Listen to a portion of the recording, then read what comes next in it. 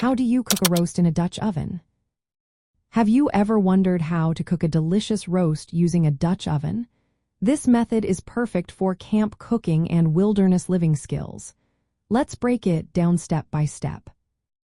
First, you need a Dutch oven, which can be made from cast iron or aluminum. These materials are strong and can handle direct heat from a campfire or charcoal. The thick walls and tight lid of the Dutch oven help distribute heat evenly and keep moisture in. This makes it great for slow-cooking tougher cuts of meat like roasts. Next, prepare your fire.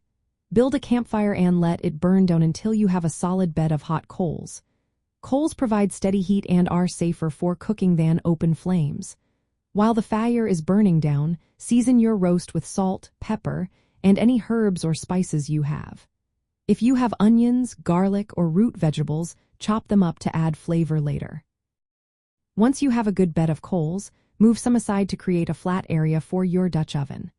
Place the Dutch oven directly on the coals. If you are using charcoal briquettes, arrange them in a circle under the oven and on top of the lid. A good rule of thumb is to use twice the diameter of the oven in inches for the total number of coals.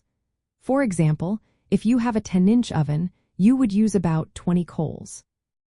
For roasting, place about 2/3 of the coals on the lid and 1/3 underneath. Add a small amount of oil or fat to the bottom of the Dutch oven. Sear the roast on all sides to lock in the juices and add flavor.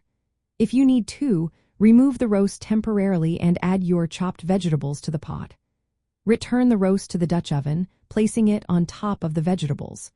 Pour in 1 or 2 cups of water, broth, or any liquid you have to keep the meat moist. Put the lid on the Dutch oven and arrange the coals as mentioned. Cooking times will vary based on the size of the roast and the heat of your coals. A general guideline is to cook for about 30 minutes per pound at moderate heat.